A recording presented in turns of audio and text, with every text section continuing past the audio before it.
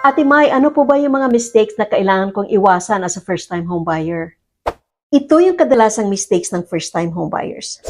Una, hindi sila nagpapa-pre-approve, so hindi nila alam kung ma-approve sila for a mortgage at kung magkano.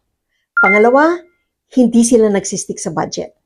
Pangatlo, hindi nila binabasa ng gusto yung property documents ng binibili nila.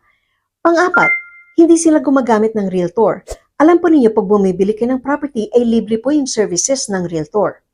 Panglima, nag-fixate sila sa lowest interest rates. Kadalasan po niyan maraming kondisyones at saka restrictions. Pang-anim, gusto nilang tingnan yung mga fixer-uppers na property kasi mura. Pero hindi naman nila alam, in the end, baka suma total, mas mahal pa yung cost ng property dahil sa pagpaayos nila. At saka pang-anim ay hindi po nila kinoconsider yung neighborhood kung saan po sila bumibili ng property.